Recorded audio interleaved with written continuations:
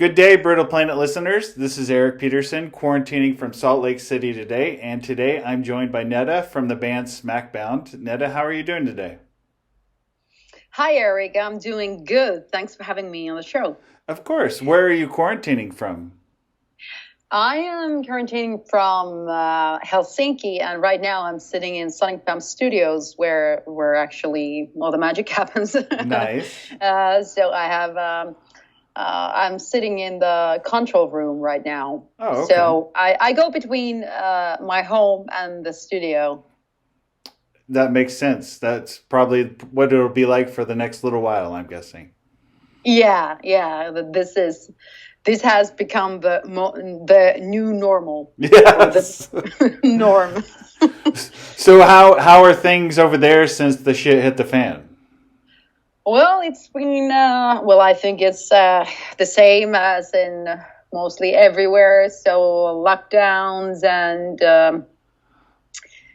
we had all the restaurants closed by the law and the schools closed. And we actually got lockdown instead of lockdown. We had not only was the borders closed, but we were divided. Like the southern Finland was kind of locked down from the rest of the country. So the army kept us here in the Wow. capital area. Wow. Okay. Yeah. So we did good. So now it's opened up, and I get to go. Basically, I would get to go see my father, who lives in 200 kilometers away from me. But now it's possible, but earlier it was not. So I couldn't, even bring him food or anything. Oh, so wow. that was Okay. that was an interesting situation. But Yeah. yeah, but this happened. But now it's slowly getting back to normal. I mean, I don't know what's normal anymore, but Yeah. The new normal. The new normal, we Finns, for us, it's natural to stay 2 meters away from each other. There's a joke going on that we are just waiting for the corona to pass so we can get back to the normal 5 meters away from each other rather than this 1.5 meters that they're saying now. Yes. So this has brought us closer to each other. But it's opening up, and next week the restaurants are starting to open up also, like in a not in whole capacity, but like 30%. Okay. So All right. so we get to go and eat out again. So do you have a favorite place you like to eat when you're out and around?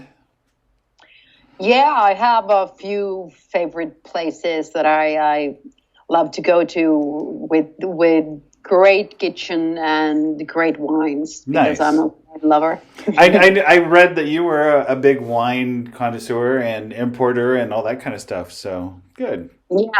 Yeah, I am. So I pick my restaurants based on wine. Based on wines. Not food, wine. Yeah, but I prefer the ones that are good in both. Yes, yes. Yeah. So your guys' let's talk a little bit about your album, because that's what we're here for. I've had a chance to listen to it over and over, and 2020 it comes out on June 12th, right? Yeah. The album is great. I love it. How has the hype been around the album for you guys? It's been it's been good for us. It's been a long ride. So because I started in 2015. So it's been a 5 years plan, waiting to happen. So so for us, the ride's been long and good, and we released our first single that was now re-released by Frontiers on their site. This Drive It Like You Stole It. It came out on last July 2019, Yeah. and that's how we started. before that, the band was kind of we would kind of checking the group dynamics by doing cover gigs, and probably there's like cover songs also in YouTube. So Yeah, I've since I first talked to you, I've been watching some of your covers, and you guys do some amazing. Is that the band, or is that more just you that does the covers? uh, well, we've done the covers by with the band. So Okay. that's Smackbound doing the covers, Okay. because they are exactly the songs that we were playing while touring with Run for Cover. Oh, okay. So that was our like a live gig. Nice. Yeah, there was everything from White Snake to Dream Theater and everything in between. So Yeah, and like so, Yngwie Malmsteen, there was a great cover of Yngwie Malmsteen, and what was the Dio? There was a Dio cover that was great, and man, there was some good stuff on there. yeah, we played the classics from 70s, 80s, and 90s. So all the best stuff, basically, that we think that people consider as being the hits. Yeah, yeah. Yeah. So describe your guys' style of music for our listeners a little bit. Our our style of music is kind of a wide in spectrum. The 2020 album is, first of all, it's metal. But inside that metal genre, there's a lot of shifts towards some songs are more hard rock and some are more groovy. So there's a lot of like micro genres or styles inside the album, as you might have noticed. Oh yes, yes. I mean, Drive It Like You Stole It is. I mean, it's got some groove to it. It's got some beat to it, and then it just smacks you right in the face. And is that song? That song's not exactly the meaning behind it. Is not literal by sense. It seems to have a different meaning to it. Then just stole a car, you mean? Yes. Yeah, I'm please don't steal. This is not what I'm trying to say. Yeah, it is about owning your life. It is about self-empowerment. It is about being brave enough to be yourself. That's what it's meant to say. Like, trust yourself. Yeah. And it seems like a lot of the songs on the album are a lot of self-empowerment songs, which are great. You know, it's like, you know, I think we need more of that today, you know, more self-empowerment. Like Those Who Burn is another great song that I just love too, that just barely came out today, right? Or yesterday. Yeah, today. Today, Yeah, okay. today. Yeah. Yeah, it's well, naturally, I do all the lyrics, so they come from the same source. Yeah. And for me, it's important to. For me, the lyrics are very important, and for me, it's important to say what I want to say to people. Like, I mean, that I don't want to. Well, there's a lot of personal stuff inside the lyrics, of course, because everything comes from oneself. But it's not to tell my story. It's to the reason to tell these personal stories and trying to get people to open up and have courage to be themselves is to all of this is towards for people to kind of turn inwards and connect with themselves. So I'm not trying to tell my story. I'm trying for the people to find their own stories. Yeah, yeah, and it comes across great because the songs, like I said, they're very uplifting and they have a message behind them that is, like I said, it's a lot of self-empowerment and like you said, look to yourself for power. Yeah, and it's also like in Wall of Silence, it's owning yourself and seeing yourself truthfully, and being honest and owning yourself even in your mistakes and your dark sides. And it's like having a backbone. Yeah, exactly. In everything you do, in the good and the bad, that you have to carry yourself and trust that being honest about it and respecting yourself and others will actually give you a better life. Yes.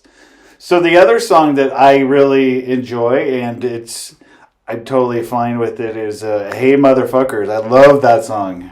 I mean, it's just yeah.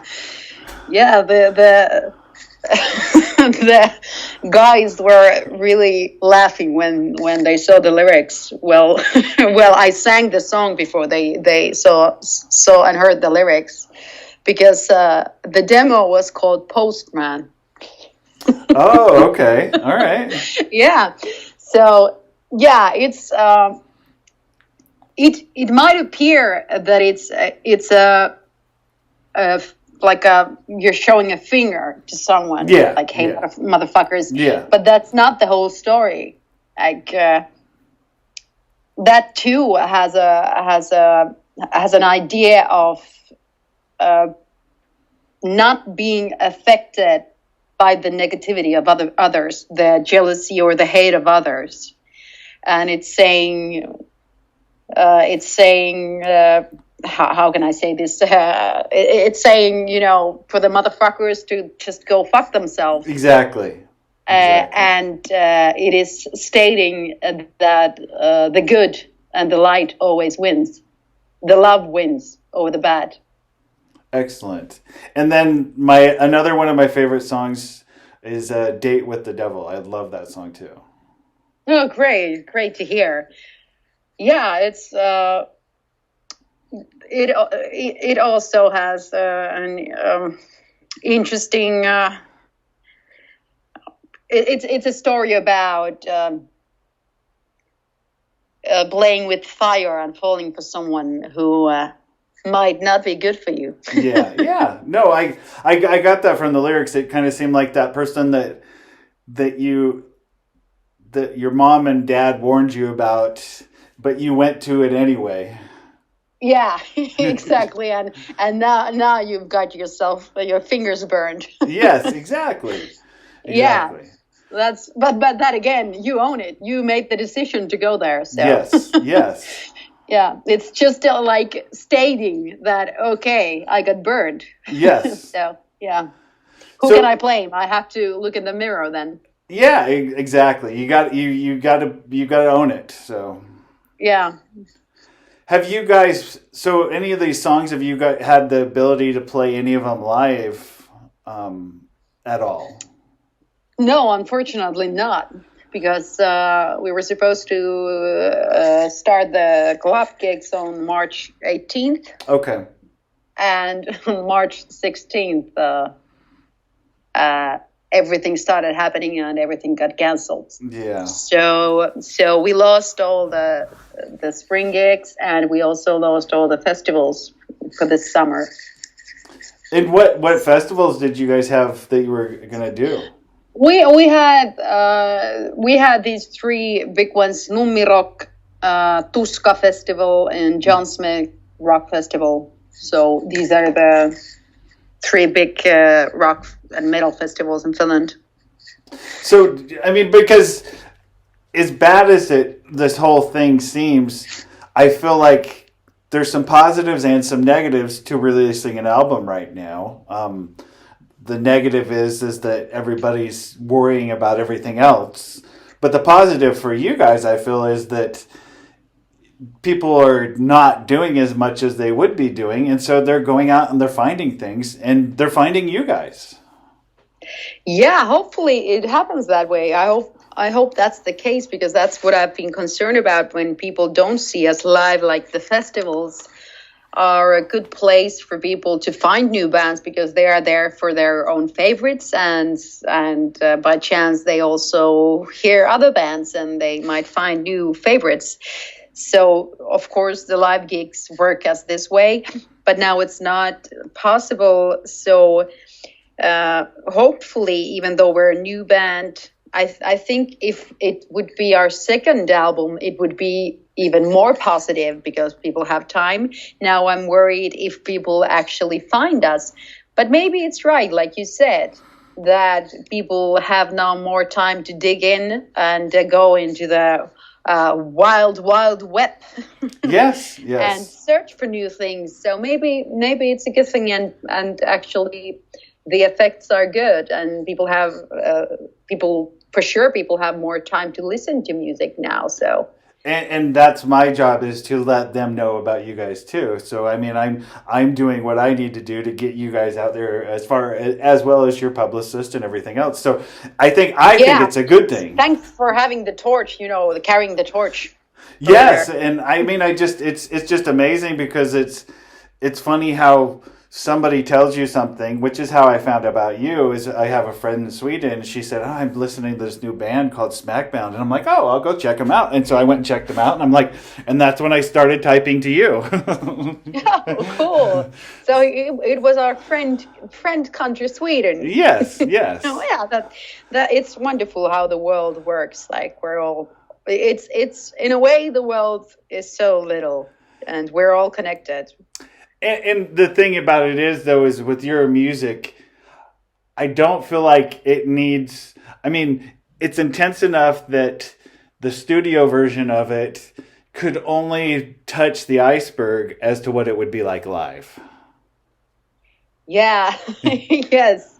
It would be lovely to, and hopefully soon we can. But it would be lovely to be able to perform the songs live, because that's when you really get the energy like floating between the audience and yourself. Yeah, So but that's the synergy happening. but I feel like the energy is in the album itself already. So I feel like people are just gonna. It's even though they can't feel it live, they're gonna feel it in the album because there's so much energy in the album. Thanks. That was my main goal, and I listened, and the guys listened to the album in a way that if we didn't feel that the energy came through a song, we tossed it to the trash. Like, I don't care if a song is good, but if it's dead, there's no room for a song like that. Yeah. So basically, we didn't have to toss many songs, because from the beginning it was the main goal to have the energy in everything we do. So that's also, it's in the songwriting, but it's also I'm very aware of it when I'm singing. Yeah. So Yeah. I have to take care of the fact that I do have to feel the energy myself, so that it actually can find the listener, or the listener can actually find the energy there. And so it's been one of the main goals doing this album. Well, I feel like this is just me. If somebody can't find the energy in listening to 2020, they need to stick their finger in a light socket. Yeah, that's where you get a little life to yourself. if you're stuck like that. So I mean, that's my quote for the day. If you can't find the energy in 2020, stick your finger in a light socket. can I use that? Yes, you can. You can. Thank you. Because that's how I feel about the album. It's got that much energy. So Yeah, that's great to hear, because it's a very important and very personal goal for me. good. That's because if we can't connect and kind of communicate with energy, then what do we do? Exactly. So now, I mean, we got to wrap things up because I know you got another interview. Yeah. And I don't want you to be late, but I wanted you this is a kind of my standard question I've been asking everybody, and I've got some great answers. Give me a song of your guys's, by content or by title, that best represents the state of the world today as we know it? Can you ask that again? From our songs? Yes, yes. It can be uplifting. It can be a Debbie Downer. It doesn't matter. Is there a song that you guys have? I feel like there is. From 2020 that yes. represent the situation. Oh my God. Several. I don't know if we're talking COVID-19 or the world in general. We are talking COVID. If I would say the world in general, I would say Wall of Silence. Yes, exactly. My point exactly. That's the and it is in this Corona times also Wall of Silence, because that's Wall of Silence is an kind of an angry song because I am calling for honesty and respect. Mm-hmm. Like stop the bullshit, and that's what happens in the world a lot. So that would suit well. But also, I feel for me, if I pick one, it would be The Game, even though it tells about the game of love in a way that how the heart works.